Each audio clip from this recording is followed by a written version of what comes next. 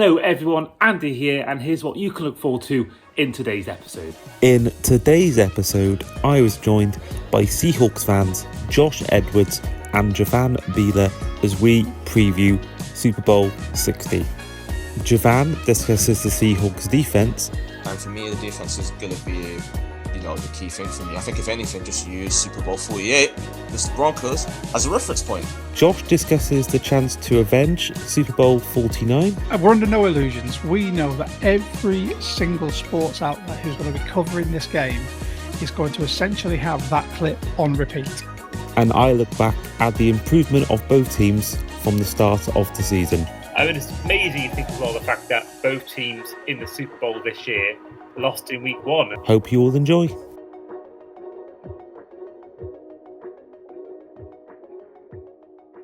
Hi everyone, and welcome back to the Across the Pod NFL podcast. I am, as ever, your host today, Andy Davis, and Super Bowl 60 is here. When the podcast is released, it'll be exactly a week until Super Bowl 60 begins in San Francisco as the Seahawks take on the New England Patriots. Now, as you can see with me today, I have got two returning guests, and both are Seahawks fans. First up, we have member of 12 Talk Podcast, Josh Edwards. Josh, how are you? I'm fantastic. Hello again. 3 times on the bounce. Now I've got the record. And it's not even up to me. It's all thanks to the Seahawks. So thank you very much, guys. And then also, as you can see, those watching on YouTube, we also have back on the show for the first time since our season preview episode, is Girvane Bila. Girvane, first of all, great to have you back on. How have you been? It's been a long time. I've been great. I've had a great start to the year. It's quite fitting that this is my first appearance since the preview itself. But obviously, I've been keeping track of the games. I've been watching the games. And honestly, it's been a roller coaster of a year. I mean, also for you, you told me off camera that, we were recording this today on January 27th. Tomorrow is your birthday as well, so you've been given a really nice early birthday present. The Seahawks win against the Rams. Happy birthday, You know what? Honestly, I've had a few early birthday presents. I had United being Arsenal on the Sunday, followed by the NFC Championship game itself. I couldn't think of a better 26th birthday to have than those two results for me. Yeah, friend of the show, Sky Pank, he is a Man U fan like yourself, Girvane, and he obviously is a Patriots fan. So he had a great Sunday as well. So if you are a Man U fan who supports, supports the Patriots or the Seahawks, like, for example, a friend of the show, Ollie Butler-Henderson, they having a great day. I'm someone who's, both my sports teams don't often tend to win on the same day. And even worse, when the Oilers get involved, having all three win on the same day is quite a rare achievement. Now, there was 1 week I think I had back in 2023 where Liverpool top of the league, the Dolphins were number one in the AFC. That shortly evaporated. That was a short romance, a holiday romance. It didn't last long. That both those things being true, but either way, it's exciting. Super Bowl 60 is here, and of course, by the time this podcast is released, I'll be out in San Francisco previewing all the Super Bowl coverage. So do stay tuned on the channel, whether it's on YouTube, Spotify, Instagram, Apple Podcasts, and my TikTok channel as well, Andy Talks NFL, as well as across_the_pod. And just keep an eye out because there'll be loads of stuff coming on in the week. We're getting more and more emails coming through now with different opportunities during the week. For example, going to both teams' hotels to interview players, opening night, and all the rest. So yeah, do stay tuned on all socials for that. But in the meantime, let's talk about the game itself. And before we go on to the game itself, Josh, for you, first of all, where are you watching the game? Because, I heard you appeared on BBC Radio 5 Live in very recent days. Thank you, yes. And you talked about like 5 minutes of fame. I'm BBC famous. I never thought that happened, especially 5 Live. That was weird. It's incredible that last year we had 2 years ago, we had friends of the show, Brad Symcox, appear on BBC. It was the local TV coverage previewing the Chiefs, and now we've got you on BBC 5 Live. So our guests in back-to-back years are making an appearance on BBC. But of course, you mentioned then on the appearance that you aren't going to be able to afford to go to any Super Bowl in your lifetime. So where are you watching the game on Sunday? So 12 Talk in conjunction with the UK Seahawkers, we're actually holding a watch party in O'Neill's, Broad Street in Birmingham. So we have, I'm still getting numbers in from the various sort of our Discord, the Facebook groups. We're at 35 at the moment, and I'm sure that'll increase over the next few days. I've only had it up there for a day, but we're going to be watching it there. We're going to be, they're really helping us. They're catering for us by putting us in some booths, giving some allocated seating with amazing views of the TVs. We're all going to be sat together. We're going to be having some raffles with some special prizes that are presented by some of our partners with 12 Talk. It's just going to be amazing. Just everyone, Seahawks, UK Seahawkers, non-UK Seahawkers, all coming together to support the team and take over O'Neill's in Birmingham and Broad Street. Amazing stuff. That's going to be really cool. And of course, if you are a Seahawks fan who is in the area of Birmingham and you've heard this and gone, "Oh, this sounds good," then do DM Josh on the 12 Talk account, and you can find out how to join in the Seahawks fun. Speaking of which, Girvane, you were also a Seahawks fan. Where are you watching the game on Sunday? I've got a dilemma that I'm probably going to solve by the end of that week. Well, I say the end of Friday, probably. I'll probably be going to either the Hippodrome, where I've watched NFL before. I'm probably going to go to Belushi's at London Bridge, which I live nearby from. Or I'm going to sit at the comfort of my home. Now, I think I'm probably going to end up at Belushi's because I've seen the NFL screenings there from a spectator point of view, and they've seemed really fun. And I think that would be quite fitting going there for the first time, being a game of this magnitude. Yeah, I will speak for, I don't know whether you're the same as me, Girvane, in terms of how easy you fall asleep. But I know for well, if I've never watched a Super Bowl in my own home apart from years ago when I first started watching it. But that was more when I watched it the following morning. So in terms of watching a Super Bowl live at that sort of time of night, I know for well if I watched it in the comfort of my own home on a sofa, I know I'll be falling asleep by half time. Whereas you're probably forced to stand up at times because of the how busy it is, or even just on sort of high chairs. There's no chance you're falling asleep there. So it's I say to anyone, I personally don't think I could ever watch the Super Bowl live in my own house because I know full well. I mean, I'd be asleep before the game started. Some could argue. So it was good to get out, good to experience, a night out, watching a team play in the Super Bowl, and an experience I can only ever dream of. It may happen one day. You never know. The Dolphins might decide that Tua's not the one, and there might be a complete overhaul. Then again, pigs could fly. So you never know. It's so true. I mean, I was going to make the exact same joke about pigs flying. Because certainly, if you're going to win it, it's not going to be next year. I can guarantee that. Unless we get Malik Willis, he turns into prime Peyton Manning or prime Lamar Jackson. I just don't see any way for the next couple of years at least that we make a Super Bowl. But I don't think many Patriots fans would have had them down making the Super Bowl when they had two back-to-back 4-win seasons. So the difference is though they've now got a coach who can coach. Well, Jeff Hafley, he could be the guy. You never know. You never know. Stranger things have happened, so I will wait on bated breath. Exactly. Now, it's actually quite a nice segue into our next point. Is did you guys ever feel that this was possible when the season began? Because I know, Girvane, you came on the show. I believe you predicted like an 8 or 9 win season. Certainly not, a 14-win season like you had. I mean, Josh, first of all, did you ever think in August when there was mini camps going on, when preseason started, did you ever think at that point that you'd see your team in February playing in a Super Bowl? Not just that, playing in a Super Bowl in your rival team's backyard, where we're heavily favoured to win. First of all, Girvane, Tisk. Don't doubt these things. So we've said on 12 Talk, Mitch and I, that this should be a 3-year rebuild. It should have been a 3-year rebuild based on the crossover from Carroll to McDonald, the players, McDonald bringing in a whole new sort of structure and defensive scheme, having to get his guys in to be able to make that work.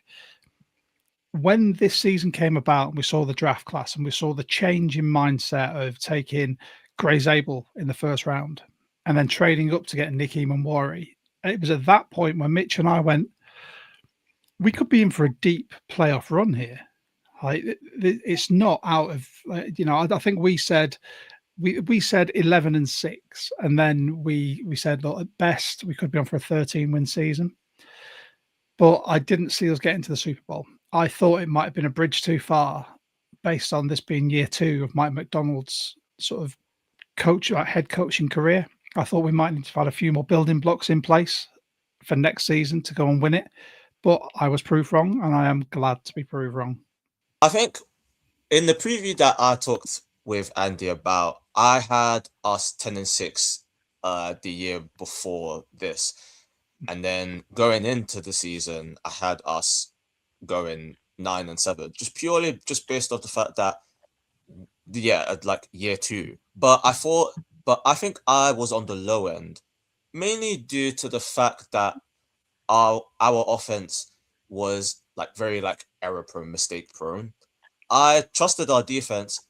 I believed going into the season that it was top 10 anyway. And not only has it been top 10, it's probably gone up to top 5, top 3. We're like sort of, I think, number 1 or 2 DVOA defense this year. Yeah. And you have to remember last year as well, offensively, we had Ryan Grubb, who was straight out of college, tried to run a college offense, could not play sequence. We had Geno Smith, who famously buckled so much under pressure from Arnold Donald that there is an amazing clip, which is just Geno being chased down and going, "Oh my God." So that says a lot about the man. And I think a lot of people, it's completely okay for people to do this. People bought into the bad tidings that were brought about by all the talking heads about Sam Darnold can't play. You've downgraded by getting rid of Geno Smith. Well, this season has proved that we didn't. Last season wasn't a fluke for Sam Darnold. And look what's happened to the Raiders with Geno. Yeah. So I get it, because we had a lot of people saying, "Oh, we're about 9-8, I think, this year." And we were slightly more optimistic, but fair. Yeah, I mean, I don't think anything defines kind of the worthiness of the trade you had or get rid of Geno Smith. Is the fact that Geno Smith left the Seahawks. The Seahawks have gone on to be the number 1 seed in the NFC and make the Super Bowl and the Super Bowl favourites. And the team he joined had the number 1 overall pick and are likely drafting his replacement. So it shows kind of not just how bad a season he's had for the Raiders. Probably, you could argue, maybe the worst starting quarterback in the league this year, but also just, how worthy the trade was. I mean, Sam Darnold has, completely proved me wrong. I mean, we talked about last week on the show in our Rams Seahawks preview is the fact that, I wasn't sure that Darnold had it in him to win a big game. I was kind of talking about, him being just needing to be competent and not needing to be, anything more. Completely proved you wrong in that game against Rams. Over 300 yards, 3 touchdowns. I don't believe any interceptions as well. I mean, it was a flawless performance, and it was probably the best performance of his career. And he saved it for the biggest moment of his career as well. So, got to give him huge credit. And he's completely, exerted expectations. I mean, I think we all thought 14 wins in Minnesota, was he made to look good by O'Connell and Jefferson? But I think what we've seen since is that actually, no, Darnold really should have been kept on in Minnesota if you look back at it now. So it's, for me, the Seahawks have been, I think, worthy favourites in this game. And I would love to know what the odds were at the start of the year of the Seahawks making the Super Bowl and winning. I do reckon. I think it was from what I read, I think it was 50-60 to 1. Hang on, I'll tell you. Let me have a look at my the bet that I placed at the start of the year. It is, or it was. every year, and this is how confident I am, every year I will place a bet on the Seahawks to win the Super Bowl because I couldn't deal with being that guy or the guy who didn't put a bet on Leicester to win the Premiership when they did. Because that guy made hundreds of thousands. See, I put a fiver on the Seahawks to win at 45-1. So that is Wow. 230 quid return. Yeah. It's not bad. That'll cover your night. Yep. So yeah, so that was only on one site. I wondered that, like, should if I was as optimistic as Josh was going into the season, Oh, it's stupid. would I'm I just stupid. placed? That's what it is. Yeah. Just a fiver. I was like, that's a beer. I was like, I can go without one beer. I'll put a fiver on. Job done. It's delusion until it works, though. And based on the fivers that I've put in over, I've only started doing it over the last I didn't bet during the Super Bowl runs last time, and I've only been doing it for the last 5 or 6 years. So I'm down £30. So I'm going to be up 200 quid after this season if we win. Yeah. This isn't a betting show though, and I don't condone it. Stop when it stops being fun. That's all I'm going to say. Whereas this year, it's been fun for me, so I'll go again next year. I mean, yeah, exactly. We're not a betting podcast, but either way, we all have a little dabble now and again. We all do. I remember a few years ago, I put a bet on. I think that year I put a bet on the three highest odds to win the Super Bowl at the start of the year, and by chance it just happened to be the Bengals that one year when he made the Super Bowl. Would have won me 400 quid from a £5 bet. So I never really delved into it much since that. That was sort of I think that's as good as they got really. And I think in hindsight I should have put £100 on the Rams to win and just made some money back some way, but didn't think about it at the time. I did also put a bet on the finishing NFC West standings, and I won 115 quid for that. So because I've done this before. I've done this before where you can put literally £1 on all 8 division winners, and you could sometimes get back a couple of grand. Yeah, like accumulators. You literally need to tick every box though. Yeah, I mean, I'm not that au fait with betting. I literally will have a flutter on start of the season, and I thought, you know what, I'm pretty confident that this table is going to finish Seahawks, Lions, 49ers, Cardinals, just based on the teams and how they were looking. That went well. I'll probably have a little bet on at the Premiership. No, that's the wrong shape ball for me at the Super Bowl, and then that'll be it. I've got JSN to win the MVP, and then that'll be it. But anyway, let's move on from betting. Move on from gambling. Yeah, it's going to be more. I don't want to talk about that. Josh, sticking with you, actually, you alluded to then the fact that you have had the confidence to put a bet on them at the start of the year, and you mentioned before the fact that you sort of felt that there could be a playoff run at stake this year. But I want to ask you, at what point during the season did you start to think, oh, we could actually go on and win the NFC? What was the sort of the week where you actually believed that, this team could actually go as far as winning the NFC and making the Super Bowl?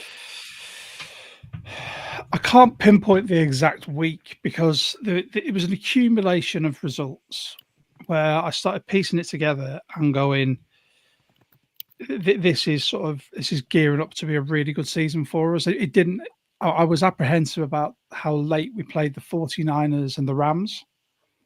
But when, obviously, we played the 49ers in the first game and we lost narrowly, and I thought, you know what? For a brand new offense, I'll take that. And then when it came to the next few weeks, we absolutely pounded, we mollywopped the Steelers. And I thought, wow, that is a team that's supposed to have an elite defense led by a coach who is a perennial winning season coach. And it was less really more about the results. And I said this on the pod, I didn't want to see results. I wanted to see progress. And all throughout the season, you've seen progress. From that first game where we looked a bit stuttery on offense and Donald couldn't quite get his reads and didn't know what to do. And then it became this slowly the trajectory of the offense just carried on going up. And there's obviously been some blips with Donald, like some fumbles and some interceptions, but overall, I thought it was fantastic. The defense just started from where it left off last year. I think the biggest turning point, if I'm going to put it that way, was the the trade for Raheed Shaheed. So I'm not going to pinpoint a week. I'm just going to pinpoint that as a key turning point in our season. It was at that point where I thought we're all in here. You know, we brought in MVS to try and take over from DK as a deep threat. Didn't work. I think they realised that they needed that deep threat and they needed someone who could effectively return kicks and punts. They went out, spent really low draft capital on him, got back a fantastic player, and everything started clicking then.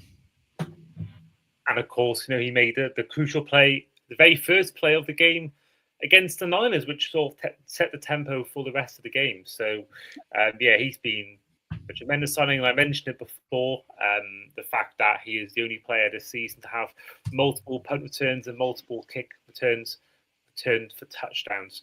And it's amazing, you think, as well, the fact that both teams in the Super Bowl this year lost in week one. I mean, the Seahawks lost, to the 49ers. Okay, that's not too much of a shock, but I think the fact that the Patriots, who won the AFC, were in the Super Bowl, lost to the Raiders, who had the number one overall pick. I mean, it goes to show how much of an anomaly that week one is, and I think that anyone who plays well in week one or doesn't play well in week one, I don't think often determines how they are the rest of the season.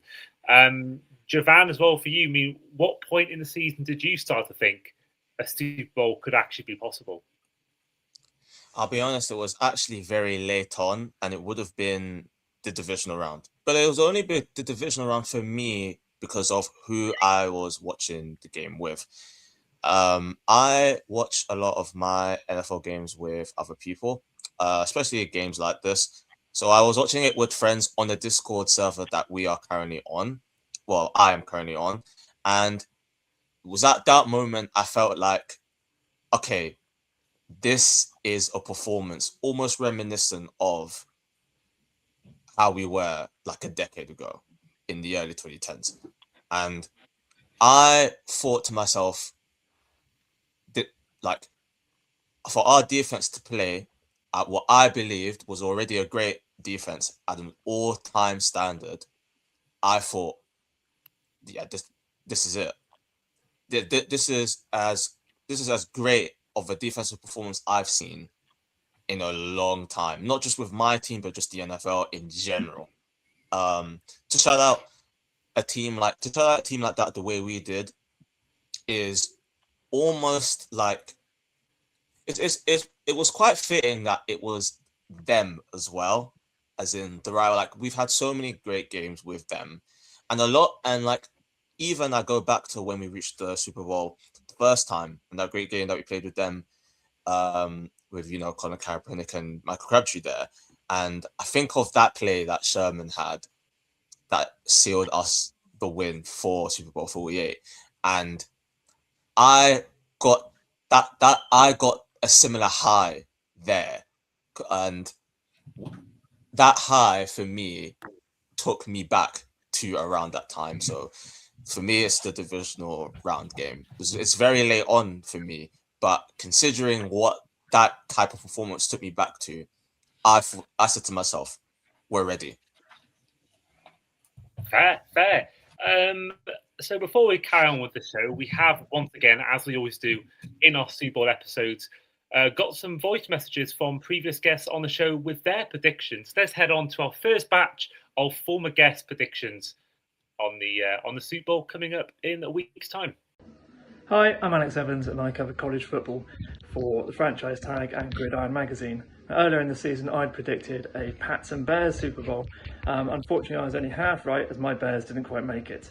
For the game between New England and Seattle this upcoming Sunday, though, I think this is going to be a very close run affair, with both defences playing at an extremely high level.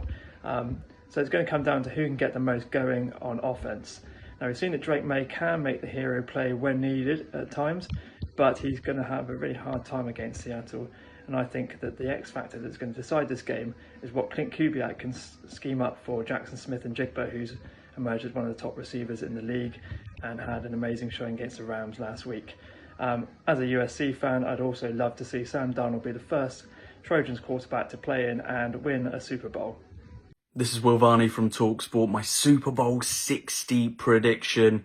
I'm struggling to find a way for the Patriots to win this one. I really am. Score-wise, I'm going Seahawks 27, Patriots 10. I just think the Seahawks are so good on both fronts and will get the better of the Patriots. Whether it's the Seahawks offense and how explosive they can be with Sam Darnold, how he's looked in recent weeks despite dealing with that oblique injury. The fact that Kenneth Walker and the run game has really picked up efficiency in recent weeks. It doesn't have to be all on Sam Darnold's shoulders. They've got that explosiveness. The defense as well is, if not the best defense, it is the best defense in the league right now. The versatility, the real youth that they've got in that defensive back room that is really paying dividends. The defensive front is putting pressure on quarterbacks and offensive lines at a really high level. I'm just struggling to find a way that the Patriots are going to step up in this one and get the better of the Seahawks. For me, it's a comfortable Seahawks win at Levi's Stadium. What's going on? Keg here, the Panthers Magpie, here to give you my Super Bowl prediction for across the pod. And I'm going to take ex-Panthers quarterback Sam Darnold to get the job done for the Seattle Seahawks. Just think they've got the full unit, really. I think they've got the offense and the defense. Patriots, I think it's going to be a good game. I think they've got it as well. I just think the Seahawks are a little bit stronger. And there's obviously been questions about who the Patriots have played, like how what their defense has actually faced in terms of quarterbacks at the elite level. So they've been a little bit untested. So I think it is going to be a really, really tricky one. It's a hard one to predict. But I think the Seahawks have proven themselves a little bit more, like obviously in the same division as like the 49ers and the Rams. Like they've had tough opposition and they've getting past everyone that they've needed to do with a superior record. So yeah, I'm going with the Seahawks. Hi guys, Ballers Meg coming at you with my Super Bowl prediction for next weekend. Give me the Seattle Seahawks. Drake May's reportedly got a bit of a shoulder niggle. That Seahawks defense is insane. Let's go Seahawks. You got it. All right, I'm Jay Lawrence. Thank you very much for having me on, Andy, to give my Super Bowl prediction. Of course, the Seahawks facing the Patriots in San Francisco. I think that my prediction is going to be fairly similar to a lot of people's, to be honest with you. I think this is the Seahawks to lose this game. You proved me wrong, New England.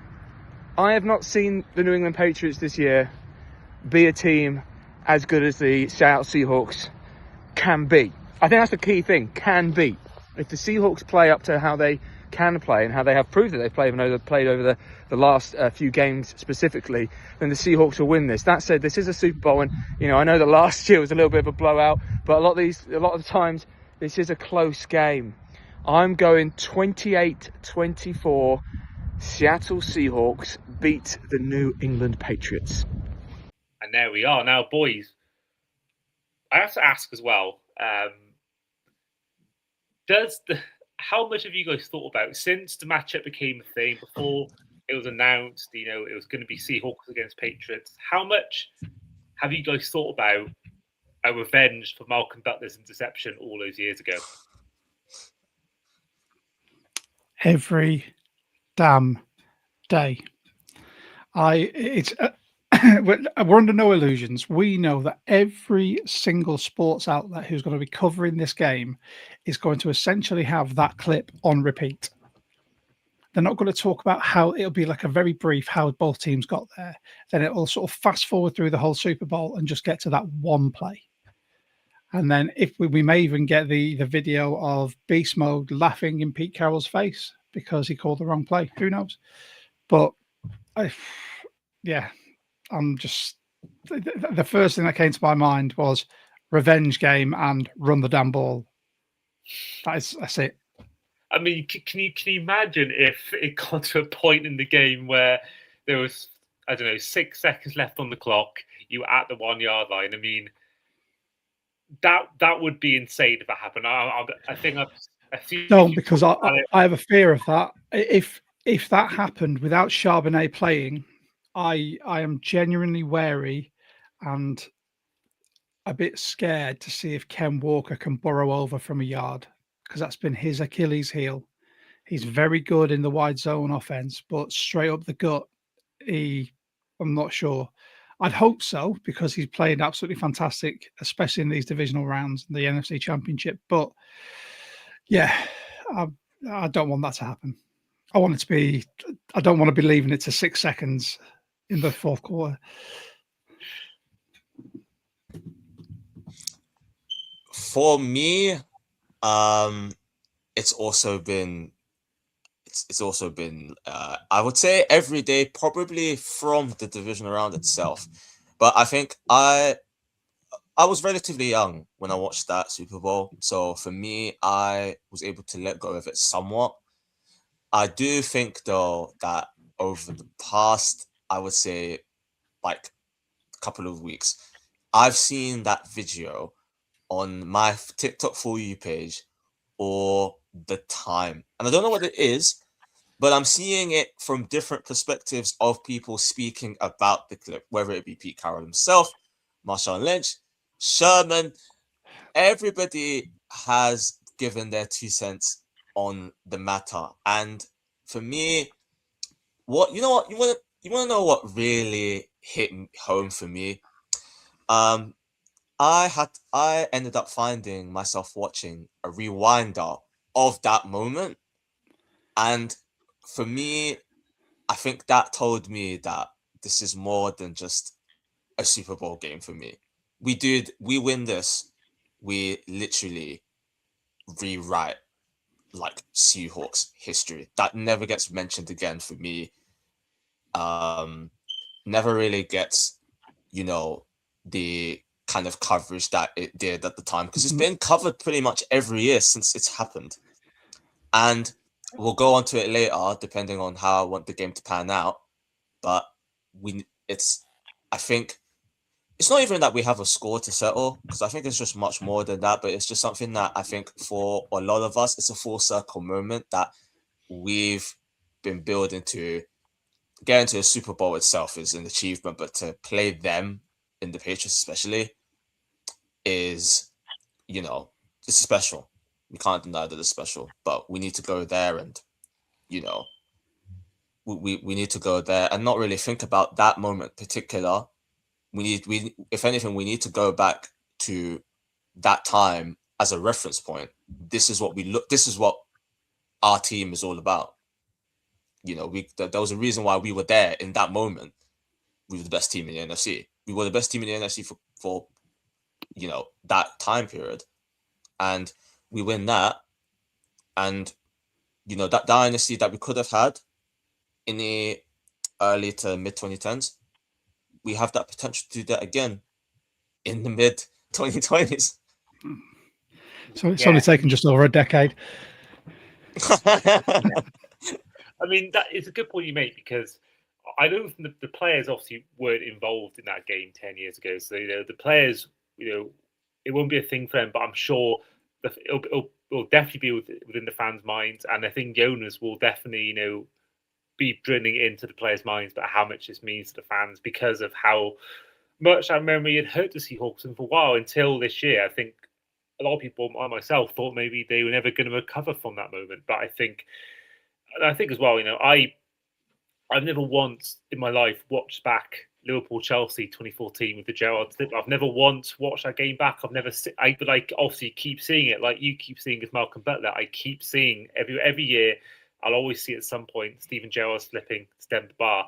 And when we won the league for the first time, 2020, and then won it again last season, it makes you forget about it, and it does soften the blow. Obviously, not for people like Steven Gerrard or Daniel Sturridge or Coutinho, Suarez, these players who are involved. But as a fan base, we certainly, I don't think about it anywhere near as much now, because even though it still haunts Steven Gerrard, I've still seen the team win a Premier League. And I think for you guys, a win against the Patriots, I think would completely erase. I don't think it'll stop it being showed, because it is an iconic moment. But I think certainly for a fan base, I think that will personally make the pain of that loss be a lot less. I don't think it'll be as haunting for those fans as much if you go and beat the Patriots in this game? Depends how much of a masochist you are. Like, if you are really going to be like, how much do I enjoy pain? You go, you know what? I really enjoy pain. I'm going to watch that interception on the 1 yard line for the 5th time today. And I know there are going to be people that I know this for a fact. There are people that are going to be watching that because people have told me just to get the sports hate boiling in them. They're going to sit and watch it and be like, oh, I hate the Patriots. I don't hate them at all anytime during the season. But now, and fair play. I mean, I'm going to see it enough. It doesn't faze me. I lived through worse times than that. And it was just nice to be at the Super Bowl, win one. I watched the Super Bowl loss in 2005 against the Steelers, and that was gut-wrenching. Less said about the refs, the better. And then, seeing the other two, we won one, which I'm thankful for. The next one was just bonehead play. That's all it is, mate. So, right, boys. In terms of the game itself, I mean, the Seahawks go into it as big favourites. We saw the Patriots struggle to beat the Broncos in horrendous conditions, whereas the Seahawks have been a brute force throughout the season. But what you I'll go to you first, Girvane. I mean, what are you sort of attributing to maybe what is, if there's one thing you could sit there and say will be the reason the Seahawks win this game, what would it be for you? It'd be our defense for me. I think with I like the Patriots offense, it's a weird one for me because me personally, I don't think they have the offense to, really, really cause problems with the Seahawks. But because it's a Super Bowl, what you're going to see in the NFL is just, you're going to see great football. You see that, when, it can come out of nowhere, it can come in an instant. Like for me, I'll give an example. I remember watching, the Super Bowl that just previously happened between Kansas City and Philly. the Eagles, and I didn't have the Eagles playing like that defensively against the Chiefs. I didn't have it that way. I thought the game would be, relatively close, but what ended up happening was just, a masterclass from, the Eagles. And for me, the defense is gonna be, the key thing for me. I think if anything, just use Super Bowl 48 against the Broncos as a reference point. I'd love the first play to be what the first play was at Super Bowl 48. Big ask there, but we just need to set the tone and be aggressive on Drake May. And this is a setting that, if you get to him early or you show pressure early, he can pull off gutsy displays, but I doubt he would do that all game. Or maybe he does, but you need to put him in the position to, cause him to maybe panic a bit, because our defense will punish that, given how good we've been over the year. Yeah, I mean, we saw how the Broncos defense got to Drake May and the offensive line, and I think really you think about how that game went for the Patriots. I mean, they scored 10 points. 3 of those points were a field goal, and the 7 points they scored were down to a mistake by Jarrett Stidham and, return for a touchdown. I mean, no, it wasn't like they scored the next play, but either way, the defense did a great job in that game, and they did, I think, pretty much all they could do. I mean, the kind of mistakes that were made were not down to them, and I do believe that they have had the easiest run to a Super Bowl in history. Certainly in my time watching it, I think you think about the teams they played in the regular season and then in the postseason and how they got to play a backup quarterback in the AFC Championship game. I don't think many teams have had that luxury in history of the NFL. So for me, I think we've seen how in all three of the playoff games as well, because we've seen Drake May be, for me personally, nowhere near as good as he has been in the regular season.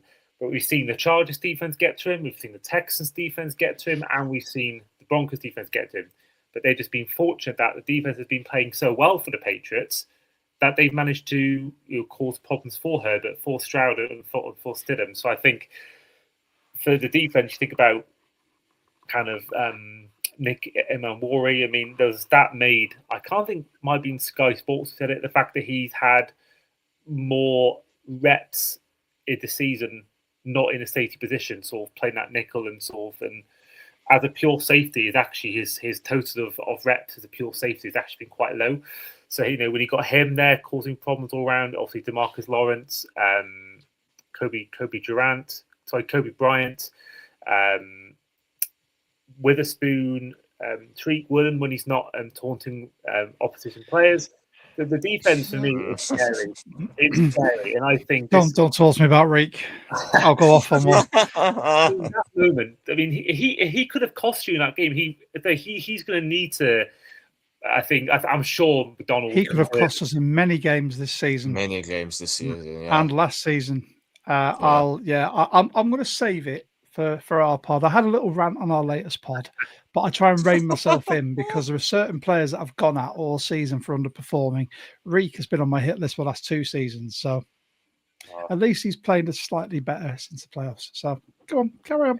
I get like a little nervous twitch when people mention Reek Woolen. I mean, for you, Josh, is that maybe an area where you think? Because I obviously we've given Girvane the question of where he thinks the Seahawks can win the game, but is that an area where you think if you're going to lose this game, that will be what the reason is, or is there something else that you're thinking in the back of your mind? If you lose this game, that will be because of this. I think if we lose this game, it will be because we allow Drake May to get into a rhythm. We allow the Russian 100%. attack, for the Patriots to start getting the wheels moving. I think if I'm optimistic that our pass rush, our 4-man rush, will get home a lot more than it did against the Rams. Sorry, I'm frog in my throat there. I'm getting so excited talking about this.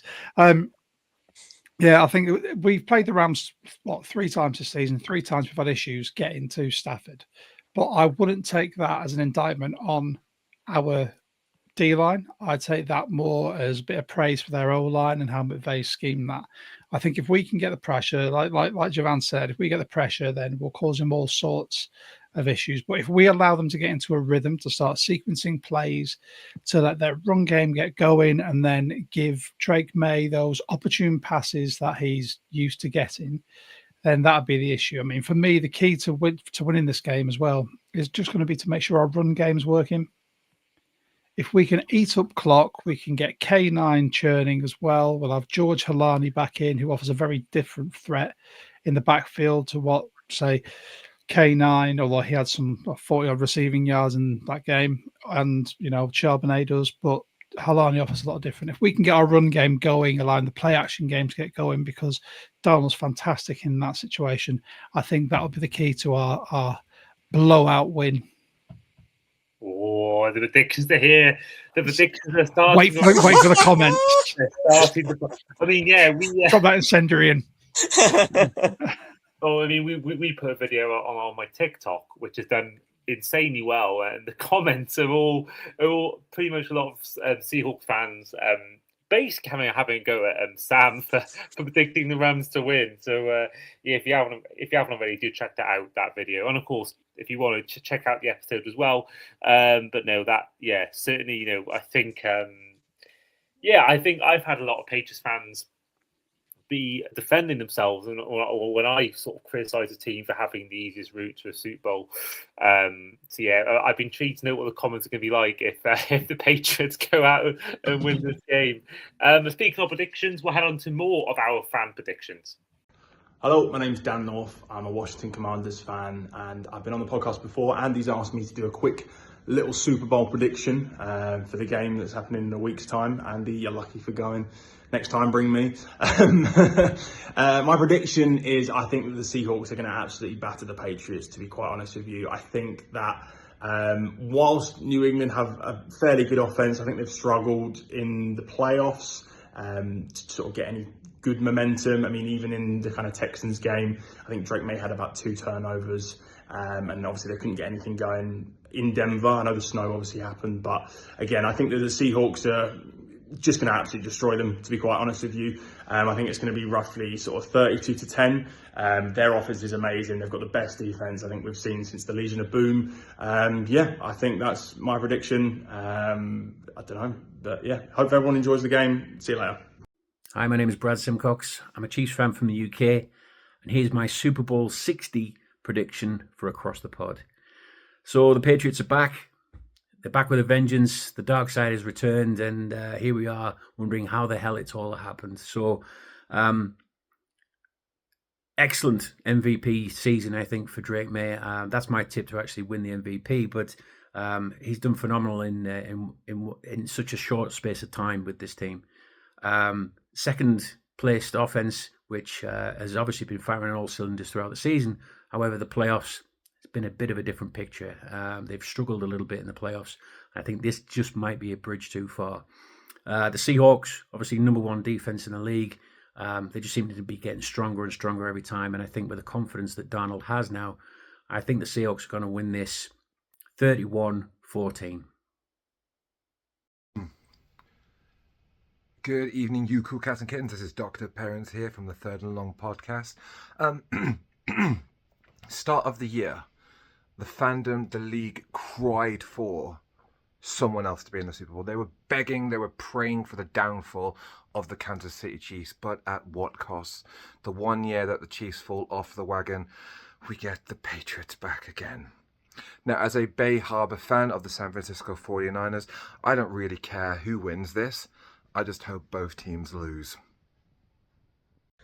Hi Andy, it's Oliver here from the Third and Long podcast. So my Super Bowl preview, well, first off I'll say this is probably one of the worst Super Bowls I could have hoped for.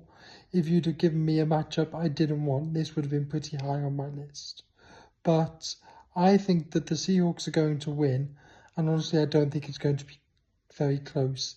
The Patriots haven't really had a test yet this year, and their playoff run has been very easy, where the Seahawks have been tested against the Niners, against the Rams 3 times, playing them both. So I think the more battle-tested and more talented team in the Seahawks will unfortunately win. This is a little dagger in my heart as a 49ers fan, but I just am trying to call it as I see it. Well, good day from Australia. It's Luke here, occasional guest on Across the Pod, and avid Bears fan. Still a bit salty after the knockout from the Rams, but I think they got what they deserved, quite frankly. My prediction for the Super Bowl is the Seahawks, and I think the Seahawks win by 7. I just think they're too strong right across the board, both offensively and defensively. That D-line in particular is unbelievably good. Just a fantastic team all the way around.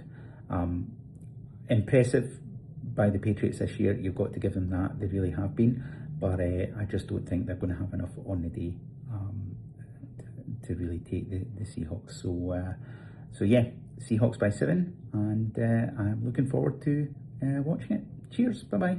Hi Andy and all the listeners and viewers of the Across the Pod podcast. Shane Harris here, formerly of the Third and Long podcast. With my Super Bowl prediction, I'm going with the Seattle Seahawks all the way.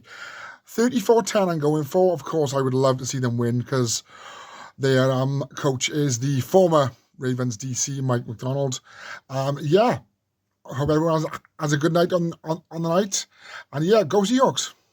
And right, it's now time for our predictions. So we have, of course, 2 Seahawks fans here. Now, not only are we going to get their predictions for the game, the scoreline is optional as well, but also afterwards, we're also going to ask them for their Super Bowl MVP prediction. So, Girvane, over to you.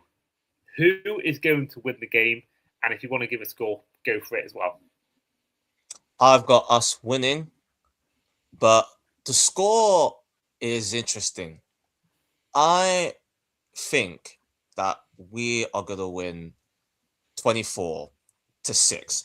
And the reason I say that is because, one, like I mentioned earlier, I don't think the Patriots offense is that good that they're going to score that many. If it is, then it would have proved Josh's point about allowing Drake May getting into a rhythm. But I'm very confident in our offense. I'm very confident in our defense setting the tone early, and I actually think we're gonna score first off defense. If the Patriots have the ball first. Check the odds on that one. You heard it here first. So that's my prediction, and that's my scoreline also. And for you as well, actually, we'll go back to you, Josh. What's your prediction for the game? What is the score going to be? So it's going to be a Patriots win. Is it hell? Seahawks win, and I'm giving them a little bit more credit. I am going Seahawks 34, Patriots 16, because when Vrabel realizes that he can't move the ball on our defense, I think it's going to be a matter of he's going to try and get into field goal position as much as possible. I think there might be one TD, but then 3 field goals. That'll be it from them. Wow, okay. So in terms of my prediction is I also think the Seahawks are going to win. Now, there's been times in the past where there's the Super Bowl. Remember the Bucks Chiefs years ago, Niners Chiefs, where I've been really torn. Even Eagles Chiefs a couple of years ago, the first time they played, the one in Arizona. But this, for me, I think in all my years doing podcasts or even group chats with friends and watching the NFL, this is, for me, the easiest one to predict in history. Now, I'm aware that shocks are there. It's a neutral venue. We've seen the Giants beat the Patriots in both 2007, 2011. We've seen the Eagles beat the Patriots. Shocks happen. And, neutral venue. Drake May is an MVP contender. It's not a neutral venue for us. It's enemy territory. And that's going to make it even sweeter. And just one quick one. Mitch on my podcast, on our podcast, said this will be one of the most legendary run-ins to the Super Bowl if we win. We have basically castrated the 49ers. Yeah. We've beat the Rams, who thought they were going to come into our house and beat them. Then we're going to go to the 49ers' house and avenge that Super Bowl loss against the Patriots. So, chef's kiss is what dreams are made of. Sorry, Andy, carry on. No, I made the exact point. I made the exact same point on the show a few weeks ago. This is literally, you can't write a better script than this now. I know that the graphic might tell you differently, but for me, there's not many better situations than that. I don't think there is. I don't think there is in history a better situation than that. That's literally the ideal situation. It's literally like the Bears beating the Vikings and the Packers and winning the Super Bowl at Lambeau Field. It's literally like that. The Packers doing it at Soldier Field. It's like so ideal. It's so ideal, and it's fitting as well. The fact that it has been the best division of football this year by a country mile. 3 teams, involved in the playoffs. 2 teams both involved in the NFC Championship game. It has been, by far the best division this year. And I think it's fitting that, is ending like the way it is. I just feel, like it's really, I do think the Patriots might lead the first quarter, maybe, but I think over the course of 4 quarters, I think the more that defense gets to the O-line of the Patriots, the more it gets to Drake May. He's had a fair few turnovers in the playoffs this season. So, I think scoreline wise, I think it'll be something like, I do think 31 as well. I do believe, I can see them getting a few touchdowns, maybe an extra field goal at some point during that game. I think the Patriots will score, and I can see it being something like 14-7 Patriots after the first quarter or 7-0 Patriots. But I think they'll score. I'm going to go for...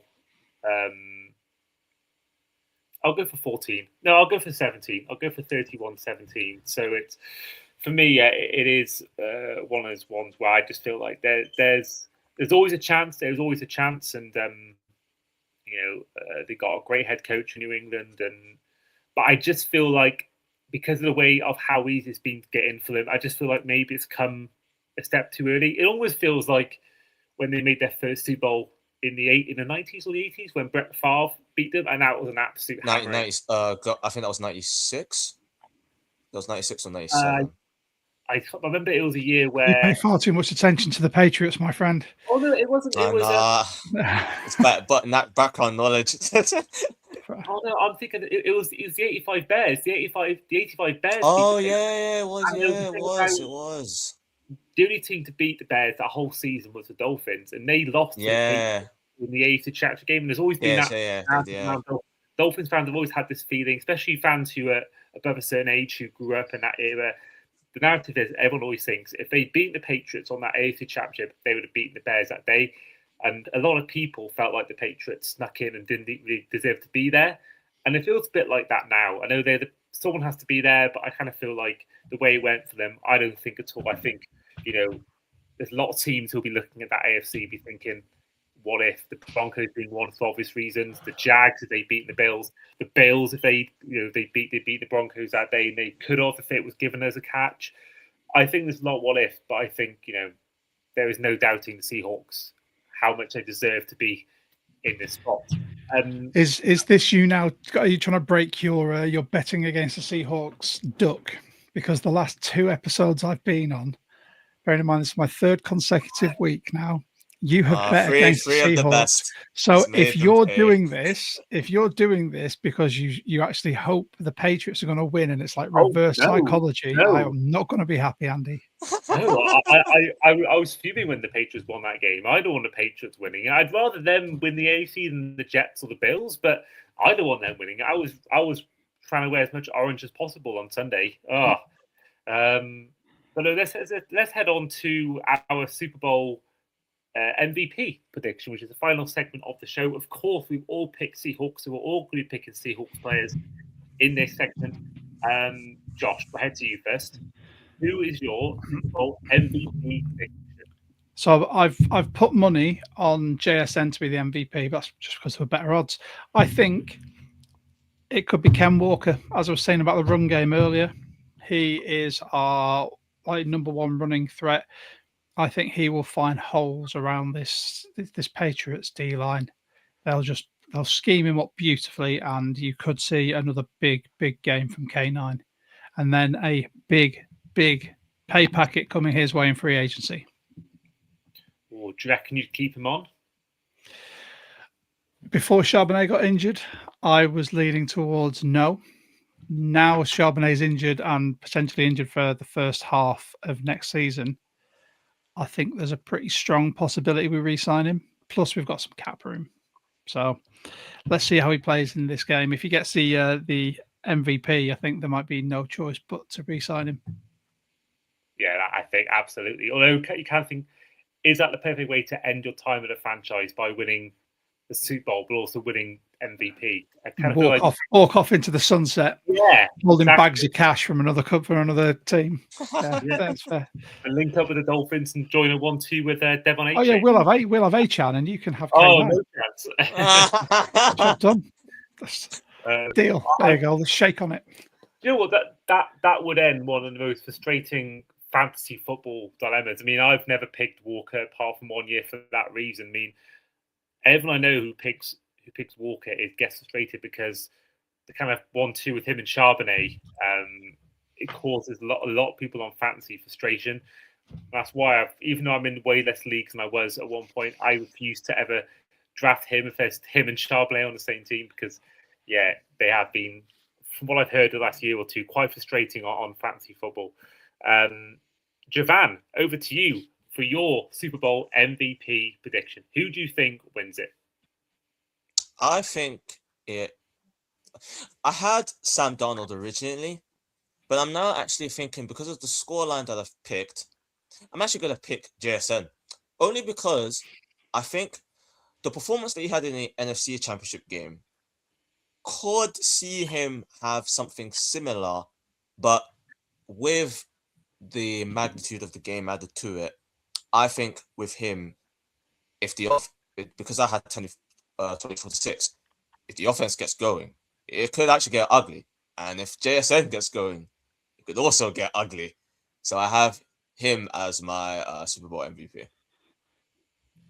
That's fair. He was who I was going to go with as well. I kind of had an image of the Cooper Kupp MVP or Edelman MVP when they won it.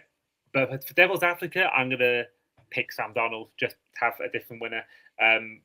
We've seen a lot of quarterbacks win it in recent years. Jalen Hurts, I think, won it wrongly last year. I would have given it to one of the defensive players in that game. So I think it's turning more and more into a quarterback award. I mean, the fact that Cup won it recently gives me hope that a different position could win it.